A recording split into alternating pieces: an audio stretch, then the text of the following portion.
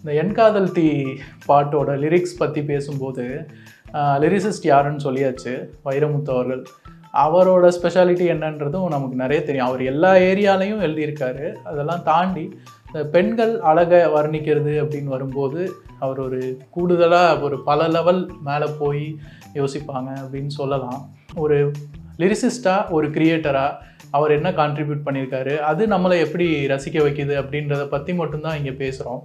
இப்போ இதில் ஒரு லைன் வரும், கண்டார் மயங்கும் வண்டார் மலரே நின்றோர் மொழி சொல்லடி உன் பின்னே பிறந்து முன்னே வளர்ந்தது என்னே செழுமையடி அப்படின்றது வரும். இப்போது இயல்பாகவே நீங்கள் பார்த்தீங்கன்னா நறுமுகையே நறுமுகையே, அன்பே அன்பே கொள்ளாதே, இப்படி அந்த சங்க கால ஸ்டைலில் இப்போது லவ் சாங்ஸ் எழுதுறது, அதை பிளண்ட் பண்ணி இந்த டைம் கொண்டு வர்றது, அதாவது கான்டெம்பரரிக்குள்ளே கொண்டு வரதுல வைரமுத்து அவர்கள் பெரிய எக்ஸ்பர்ட்டு.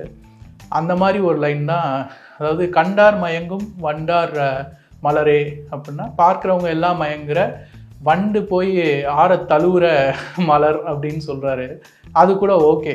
அதுக்கு அடுத்த லைன் தான், உன் பின்னே பிறந்து முன்னே வளர்ந்தது என்னே செழுமையடி. பெண்களுக்கு மட்டும் இருக்கிற ஒரு அழகு, அது எல்லாருக்கும் தெரியும், அது எந்த அழகை நம்ம சொல்கிறோம் அப்படின்றது.